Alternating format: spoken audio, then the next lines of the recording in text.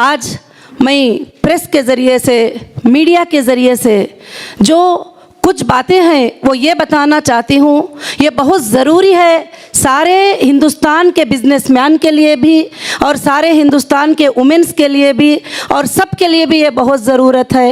उसके बाद में कुछ ब्लैकमेलर, कुछ सताने वाले लोग, कुछ एक्सटॉर्शन करने वाले लोग, उन्होंने इलीगल तरीके से हमसे जो डिमांड करते थे उन डिमांडों को हमने पूरा नहीं किया। तो उसके बाद वो लोग जो है कुछ एक छोटी सी बात, एक जीएसटी का छोटा सा प्रॉब्लम आने की वजह से कुछ दिनों तक कस्टमर को पेमेंट की पॉलिसी चेंज हुई। ना कंपनी ने कभी लॉस डिक्लेयर किया था, ना कंपनी ने कोई शोरूम को बंद किया था, ना कंपनी ने कोई ऑफिस को बंद किया था, ना कंपनी की सीईओ कहीं भागी थी, ना कंपनी कहीं पर गई थी। तो एक फॉल्स एलिगेशन लगाकर एक छोटा सा एफआईआर करते हैं और छोटा सा एफआईआर करके मुझे अरेस्ट कर लेते हैं विदाउट नोटिस। एक नोटिस भी नहीं दिए मुझे, क्या तुम इसको देना है क्या नहीं देना है। तो डायरेक्ट एक एफआईआर पे मुझे दिल्ली आके अरेस्ट करते हैं और अरेस्ट करके अंदर रखते हैं। जब मुझे सेशन कोर्ट बेल देती है तो फिर महाराष्ट्र से एक छोटा एफआईआर करके बुलाते हैं। यहाँ तक के ऑफिशियल जो ईओडब्ल्यू हैं वो ईओडब्ल्यू के गाइडलाइंस को भी फॉलो नहीं हुए। उनके लिमिट्स क्या हैं, कितने पेमेंट पे एफआईआर कर सकते हैं, कितने फ्रॉड पर वो इन्वॉल्व हो सकते हैं, उन्होंने सोचा नहीं। 3 लाख पे, 2 लाख पे, 50,000 पे उन्होंने मुझे एफआईआर किया और टोटल इंडिया 2 साल 5 महीने मुझे जो है जुडिशियल कस्टडी में रखे। और इंडिया के सबसे बड़े क्रिमिनल को भी 14 डेज से ज़्यादा पीसी में रखना अलाउ नहीं है। मगर मुझे एक औरत होने के बावजूद भी 8 मंथ्स, मोर देन 8 मंथ्स जो है पुलिस कस्टडी में अंडर प्रेशर रखे। एक ही सीईओ थी, एक ही कंपनी थी, वही क्वेश्चन था, वही बात थी, मगर बार बार 14 दिन कस्टडी में लेना, 7 दिन कस्टडी में लेना। इसका मतलब ये था कि जो एक्सटॉर्शन करने वाले थे, जो इसके पीछे हैं, वो ये चाहते थे कि मैं हमेशा अंदर रह जाऊं और वो मेरे प्रॉपर्टियों पर कब्जा कर ले और प्रॉपर्टियों पर जमा कर ले। मैं ये बात बताना चाहती हूं कि जब ईओडब्ल्यू इकोनॉमिक ऑफेंस अगर इस तरह से करने जाएंगे तो इंडिया की इकोनॉमिक टूट जाएगी।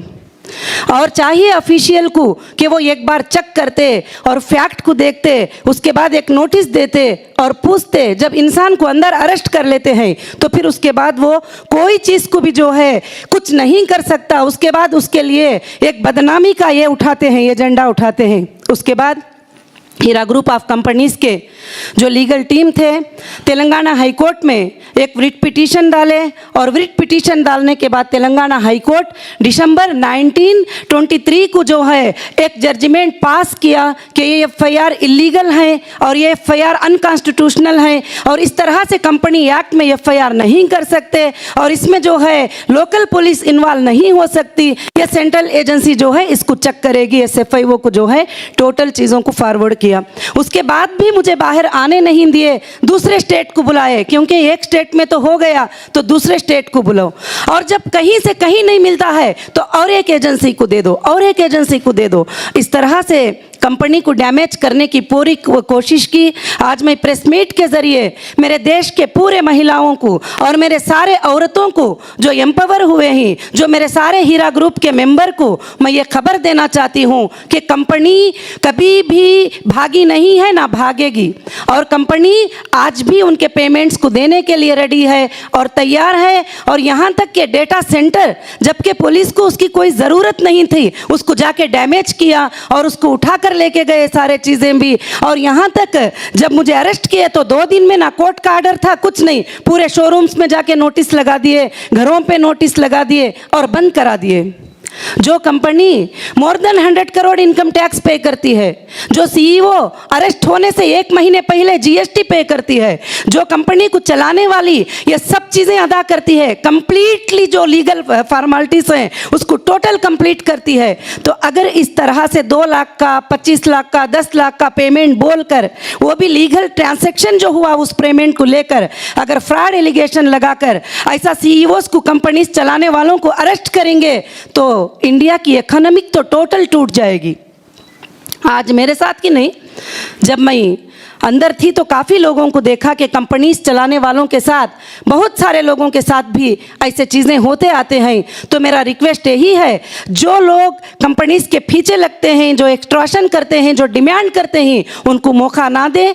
और मैं ये आवाज़ देना चाहती हूँ कि फाइनेंस मिनिस्ट्री तक मेरी आवाज़ पहुँचे कि इनके ऊपर एक स्टेप ले कि बिजनेस को गिराने के लिए, इंडियन इकोनॉमी को तोड़ने के लिए ये चीज़ जो है बहुत ज़्यादा मुश्किल वाली होती है। तो हम सबको आराम से बिजनेस करने दे, जो लीगल बिजनेस करते हैं। तो फिर अल्हम्दुलिल्लाह अल्लाह के फजल से जो है हाई कोर्ट ने ये आर्डर दिया। उसके बाद हमने रिट पिटीशन जनवरी 2018 को हमने सुप्रीम कोर्ट में रिट पिटीशन डाला और तमाम पार्टियों को हमने रेस्पोंडेंट बनाया और ईडी को रेस्पोंडेंट बनाया, एसएफआईओ को रेस्पोंडेंट बनाया, जो स्टेट, महाराष्ट्र होम डिपार्टमेंट को, कर्नाटका होम डिपार्टमेंट को, केरला होम डिपार्टमेंट को, आंध्र प्रदेश होम डिपार्टमेंट को रेस्पोंडेंट बनाकर जब रिट पिटीशन हमने डाला तो जजेस को हमारे बिजनेस का मॉड्यूल समझ में आया और जजेस को समझ में आया कि हम क्या बिजनेस करते थे और हम कहीं भी इलीगल वे में काम नहीं करते थे और लीगल वे में करते थे। मैं पहले भी जब अरेस्ट किए थे उस वक्त भी चैलेंज की थी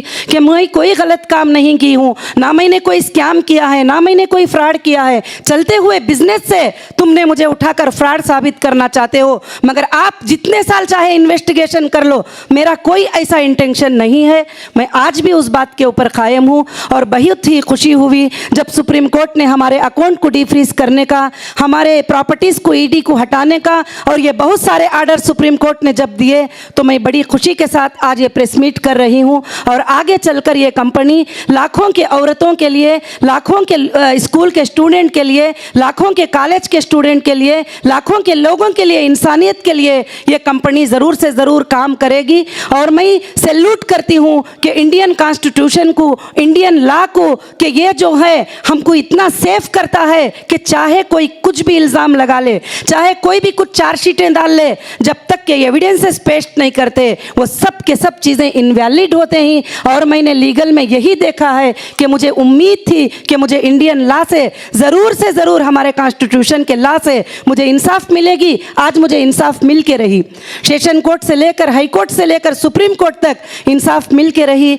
और हमारी लीगल टीम का भी मैं शुक्रिया अदा करती हूँ कि जिन्होंने स्ट्रांगली इस काम को किया और फाइट किया। आज भी फाइट जो है जारी है और चल रही है।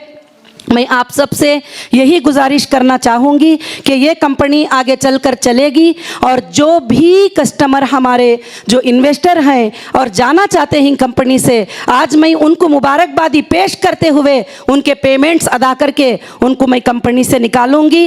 और दूसरी बात, जब सुप्रीम कोर्ट ने कहा कि जो लोग हीरा ग्रुप के साथ ट्रस्ट के साथ रहते हैं उनको लेकर आप बिजनेस करो, तो उसी तरह से जो लोग मेरे साथ ट्रस्ट के साथ रहते हैं मैं उनके लेकर बिजनेस करूंगी और कंपनी और न्यू पॉलिसीज लाएगी और कंपनी और भी ज़्यादा तेज़ी रफ्तार से ये कंपनी चलेगी। जो हमारे मार्ट 2 साल 5 महीने बंद करके रखे, तो मैं यही पूछना चाहती हूँ कि ये लास्ट के कौन जिम्मेदार हैं? जो एक छोटा सा फॉल्स एलिगेशन लगाकर अंदर रखकर आप पूरे चीज़ों को ब्रेक कर देना चाहते हो, इसके जिम्मेदार कौन है? किसने अधिकार दिया हमारे शोरूमों को बंद करने का?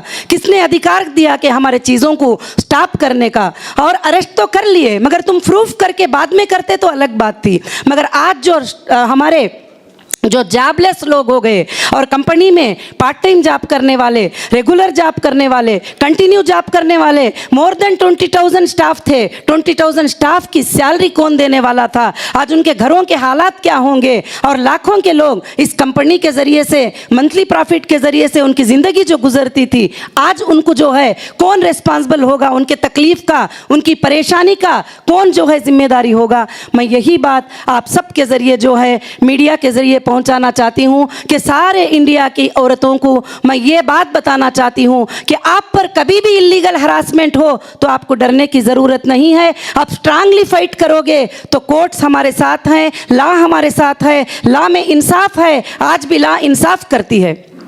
मुझे बहुत सारे लोगों ने बताया अब कैसे इंसाफ होगी, आप तो मुसलमान है, आपके मेंबर भी मुसलमान है, आपके फलाने भी मुसलमान है, मुसलमान को कैसे इंसाफ मिलेगी।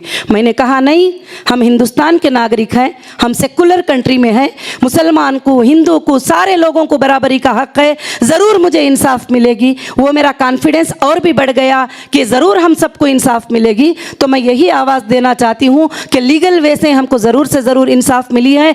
और मैं ये भी रिक्वेस्ट करना चाहती हूँ, इस कंपनी को डैमेज करने के पीछे कौन है उनका इन्वेस्टिगेशन करो। ये फॉल्स एफआईआर कराने के पीछे कौन है उनका इन्वेस्टिगेशन करो। ये एफआईआर जो करवाए ये कौन थे, किसके लिंक में थे, उनका इन्वेस्टिगेशन करो। आज जो है नाहक से जो भी लोग अगर इस तरह से जो बिजनेस करने वालों को 100 ऑफ करोड़ इनकम टैक्स पे करने वालों को अगर उठाते चले जाएंगे छोटे छोटे लोगों की बात को मानकर, तो फिर तो इंडिया की इकोनॉमिक तो टूट जाएगी।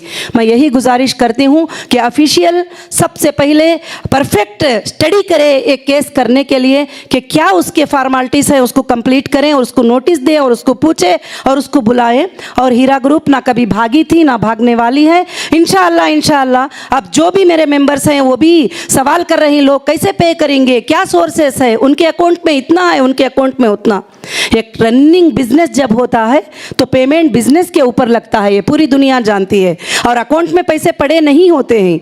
और दूसरी बात कि कंपनी के पास सोर्सेस हैं, कंपनी के पास प्रॉपर्टीज है, कंपनी के पास गोल्ड है, कंपनी के पास सब चीज़ें हैं। जिस तरह चाहे हम अपने कस्टमर को सेटल करेंगे और हमारे कस्टमर को हम देने के लिए तैयार हैं। सुप्रीम कोर्ट को ये वादा हमने किया है, ये अंडरटेकिंग हमने दिया है, और ऑलमोस्ट सुप्रीम कोर्ट ने जहाँ जहाँ चेक और डिपॉजिट करने का हमें हुक्म दिया था वो हमने कर दिया है ऑलरेडी। और बाकी के जो भी रनिंग में आएंगे जाएंगे हम उनको देने के लिए बिल्कुल से बिल्कुल तैयार है। और आज की ये प्रेस मीट ये सिर्फ बिजनेस के लिए नहीं, जो नाहक से लोगों को सताती उनको इंसाफ के लिए, और जो औरत को दबाने की कोशिश करती कि एक औरत है इसको कुछ भी कर लो, पॉलिटिकल इन्फ्लुएंस यूज़ करके जो भी चाहे कर लो, तो सारे औरतों के लिए मैं ये आवाज़ देती हूँ कि आपके ऊपर कभी भी ऐसे हालात आए तो आप कमज़ोर नहीं होना और आप स्ट्रांगली खड़े रहना कि ला आपके साथ जो है ज़रूर से ज़रूर इंसाफ करेंगे। ला में आप बिल्कुल से बिल्कुल सेफ़ हैं। तो मैं यही गुजारिश सबसे करना चाहती हूँ, और मैं मीडिया का सबका भी शुक्रिया अदा करना चाहती हूँ जो हमारे इन्विटेशन पर यहाँ पर आप आए। और मैं उम्मीद करूँगी कि मेरी आवाज़ को आप पूरे वर्ल्ड में पहुँचाएंगे और इंडिया में पहुंचाएंगे और पूरी दुनिया में आवाज़ को पहुंचाकर, और महिलाओं को एक ताकत, हमारे देश के माओं को, हमारे देश के बेटियों को, हमारे देश के बहनों को एक ताकत देंगे ज़रूर से। क्योंकि मुझे जो हालात गुजरे उन हालात को देखने के बाद जो औरतें लाखों के मुझे देखकर एम्पावर हुए थे वो थोड़ा कमज़ोर पड़ गए थे। मैं चाहती हूँ कि आपके ज़रिए उनके अंदर एक ताकत आ जाए और उनके अंदर एक हिम्मत आ जाए। Thank you so much.